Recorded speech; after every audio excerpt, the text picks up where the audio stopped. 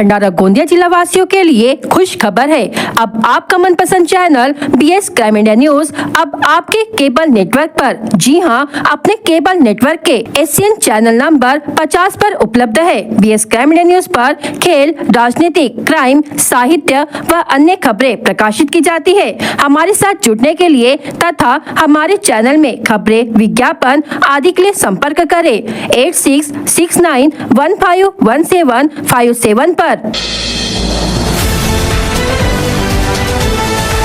भंडारा वासियों, हो जाइए तैयार शॉपिंग के सबसे बड़े महोत्सव के लिए। भव्य हैंडलूम एवं ट्रेड एग्जीबिशन और अब सबसे बड़ा ऑफर, सभी वस्तुओं पर 20% तक की भारी छूट, 5000 रुपए तक की खरीदारी पर आकर्षक उपहार बिल्कुल फ्री। भंडारा जिले में कानून व्यवस्था तथा लंबित अपराधों की समीक्षा के लिए 26 मई 2026 को पुलिस मुख्यालय स्थित क्राइम मीटिंग हॉल में पुलिस अधीक्षक नूरुल हसन की अध्यक्षता में मासिक अपराध समीक्षा बैठक आयोजित की गई। बैठक में विभिन्न पुलिस थाना क्षेत्रों के अपराधों की समीक्षा की गई तथा उत्कृष्ट कार्य करने वाले पुलिस अधिकारियों और कर्मचारियों को सम्मानित किया गया। इस दौरान पुलिस अधीक्षक ने लंबित मामलों के जांच कार्य में तेजी लाने और आगामी बंदोबस्त को लेकर सूक्ष्म नियोजन करने के निर्देश दिए। उन्होंने कहा कि अपराध नियंत्रण और जनता की सुरक्षा पुलिस विभाग की प्राथमिकता है। पुलिस अधीक्षक नूरुल हसन द्वारा पदभार संभालने के बाद से अपराध समीक्षा बैठकें अलग अलग पुलिस थाना क्षेत्रों में आयोजित करने की अभिनव पहल शुरू की गई है। इसी उपक्रम के तहत आयोजित इस बैठक में अप्रैल 2026 में उल्लेखनीय कार्य करने वाले अधिकारियों और कर्मचारियों का विशेष सत्कार किया गया। बैठक के बाद पुलिस अधीक्षक ने भंडारा शहर के नागरिकों और पुलिस पाटिलों से प्रत्यक्ष संवाद भी किया। इस दौरान उन्होंने स्थानीय समस्या सुनी और पुलिस विभाग की ओर से समाधान का आश्वासन दिया। साथ ही जनता और पुलिस के बीच विश्वास बढ़ाने पर विशेष जोर दिया।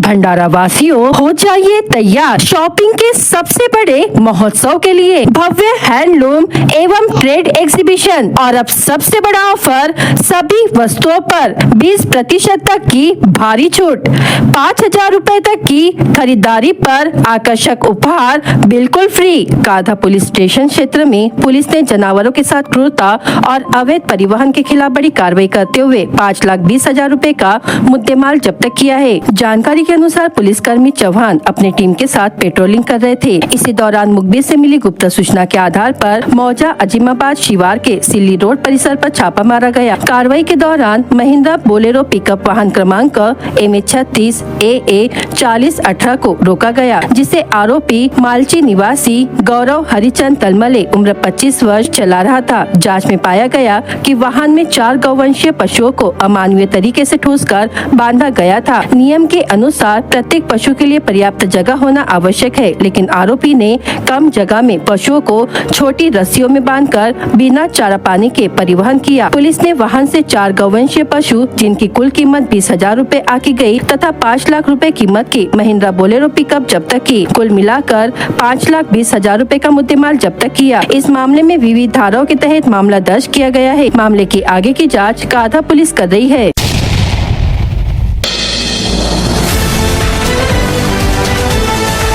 भंडारा वासियों, हो जाइए तैयार शॉपिंग के सबसे बड़े महोत्सव के लिए। भव्य हैंडलूम एवं ट्रेड एग्जीबिशन और अब सबसे बड़ा ऑफर, सभी वस्तुओं पर 20% तक की भारी छूट, 5000 रुपए तक की खरीदारी पर आकर्षक उपहार बिल्कुल फ्री। भंडारा जिले की तुमसर तहसील अंतर्गत हरदोली गाँव में पुराने जमीन विवाद को लेकर एक युवक पर सोते समय ब्लेड से जानलेवा हमला किए जाने का मामला सामने आया था। इस प्रकरण में सिहोरा पुलिस ने तकनीकी जांच और गहन पड़ताल के बाद 2 आरोपियों को गिरफ्तार किया है। पुलिस से मिली जानकारी के अनुसार घायल युवक हरदोली निवासी राजू बंसीलाल राउत उम्र 24 वर्ष 17 अप्रैल 2026 की रात अपने बड़े पिता रतन राउत के घर के आंगन में खाट पर सो रहा था। देर रात अज्ञात हमलावरों ने उसके चेहरे पर कंबल डालकर गले और गाल पर धारदार ब्लेड जैसी वस्तु से हमला कर दिया। राजू ने विरोध किया तो 2 युवक गाँव की ओर भागते दिखाई दिखाई दिए। घटना के बाद परिजनों ने घायल को पहले तुमसर उप जिला अस्पताल और बाद में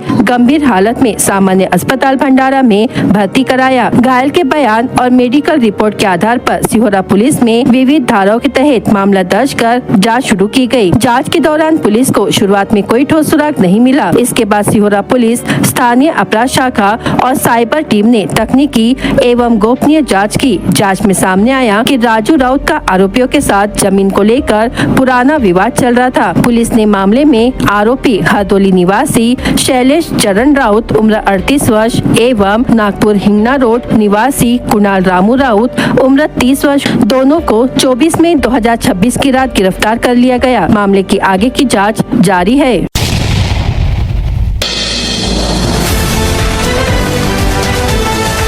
गोंदिया शहर में पहली बार कॉमर्स की पाठशाला की ओर से भव्य बिजनेस रियलिटी शो का आयोजन किया गया। इस अनोखे उपक्रम के माध्यम से युवा उद्यमियों को अपनी बिजनेस आइडिया प्रस्तुत करने का नया मंच मिला। जिले में स्टार्टअप और उद्यमिता को नई दिशा मिलने की उम्मीद जताई जा रही है। प्रतियोगिता में प्रथम, द्वितीय और तृतीय स्थान प्राप्त करने वाले प्रतिभागियों को कॉमर्स की पाठशाला की ओर से नगद पुरस्कार और मोमेंटो देकर सम्मानित किया गया। गोंदिया शहर में आयोजित इस बिजनेस रियलिटी शो में जिले के कई युवक युवतियों ने भाग लेकर अपने स्टार्टअप आइडिया, बिजनेस कॉन्सेप्ट और नवाचार जजों के सामने प्रस्तुत किए। कार्यक्रम में उद्योग क्षेत्र के विशेषज्ञ, व्यवसायी, डॉक्टर, सीए और मार्गदर्शक बतौर जज मौजूद रहे। उन्होंने विद्यार्थियों की बिजनेस आइडिया को समझते हुए उन्हें महत्वपूर्ण मार्गदर्शन दिया। इस पहल का मुख्य उद्देश्य युवाओं में उद्यमिता की भावना विकसित करना, रोजगार के अवसर बढ़ाना, स्थानीय प्रतिभाओं को मंच उपलब्ध कराना है। कॉमर्स की पाठशाला मैं भी गोंदिया से ही एनएमडी कॉलेज से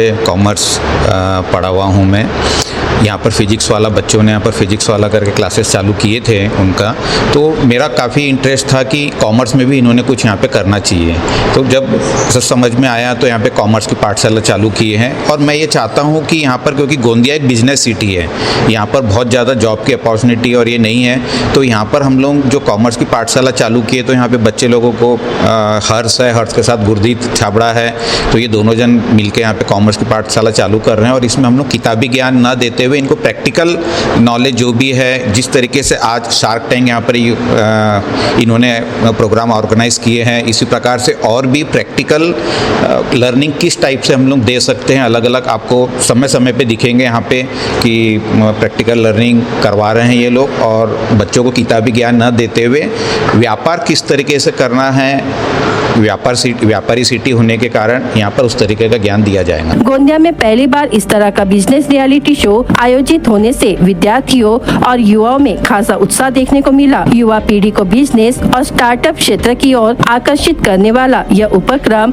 गोंदिया के लिए प्रेरणादायी साबित हो रहा है। भविष्य में ऐसे आयोजनों के माध्यम से कई नए उद्यमी तैयार होंगे, ऐसी उम्मीद व्यक्त की जा रही है। तो हम ये चाह रहे थे कि कॉमर्स के लिए जो बच्चे पढ़ना चाहते हैं उनको केवल पढ़ाई से हट के कोई एक एक्सपोजर मिले, उनको कुछ नया एक्सपीरियंस मिले।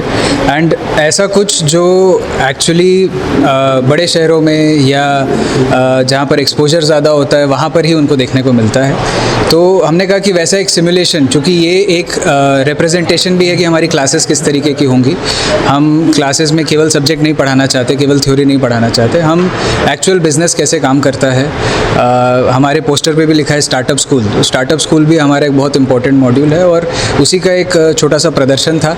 हमने बच्चों को खुद बोला कि आप स्टार्टअप आइडियाज़ लेकर आइए। हमने गोंदिया से प्रख्यात सीएज, बिजनेसमैन, डॉक्टर्स को यहाँ पे इनवाइट किया एज वो हमारे शार्क टैंक के जजेस थे जिनको हम शार्क्स बुलाए। एंड बहुत अच्छा इवेंट था। गोंदिया के बच्चों ने बहुत सरप्राइज़ किया हमको, इतने अच्छे आइडियाज़, इतना अच्छा presentation, and I am very happy. So सारे लोकल गोंदिया के स्टूडेंट्स थे एंड क्लास 10th के थे, क्लास 11th के थे, 12th के थे, एंड आई थिंक एक जो एंट्री थी हमारे पास वो क्लास 8th की भी थी। तो बहुत सारे अलग अलग क्लासेस के बच्चे आए हैं। आई am very happy for that. मेरा नाम हिमांशी मक्कड़ है। मैं कॉमर्स की पाठशाला में प्रेजेंटेशन के लिए आई थी। मेरा टॉपिक था पार्कीज। इसका मतलब ये होता है कि आप जैसे कोई क्राउडेड एरिया में जा रहे हो तो उसके लिए आपको पार्किंग की ज़रूरत लगती है और पार्किंग के लिए काफ़ी टाइम लग जाता है, पार्क करने में बहुत फ्रस्ट्रेशन होता है। तो उसके लिए आप पार्किंग स्लॉट्स पहले से प्री बुक कर लो ताकि आपका फ्यूल वेस्ट ना हो, आपकी एनर्जी वगैरह वेस्ट ना हो। नहीं, आप फ्री ऑफ कॉस्ट भी कर सकते हो, और अगर आपको प्री बुकिंग चाहिए या आपको एकदम अशोर्ड जगह चाहिए तब आपको पैसे लगेंगे। हेल्थ से रिलेटेड एक paralytic health care monitoring system बनाया जिसमें एक SpO2 detector health care trekking रहता है। सो जिससे क्या होता है कि जैसे पैरालिटिक पेशेंट अगर किसी अनकंफर्ट जोन में है तो वो मैसेज एंड नोटिफिकेशन दोनों एक उसके केयर गिवर के मोबाइल पे एज अ नोटिफिकेशन और via स्पीकर चले जाता है। उस इक्विपमेंट को ऐसे हैंडल करना होगा कि जैसे वो एक ग्लव टाइप इक्विपमेंट रहेगा जिसमें जैसे आप हाथ डालेंगे वो एक एक्टिवेटेड हो जाएगा। जैसे पैरालिटिक पेशेंट का सिर्फ हाफ बॉडी काम करता है तो वो अपने हैंड को मूव करके राइट या फिर लेफ्ट, सो वो एक कम्युनिकेशन मैसेज दे सकता है उसके केयर टेकर को कि उसको कैसा फील हो रहा है। उसका आगे जाके कॉस्टिंग होगा 15,000 रुपीज़।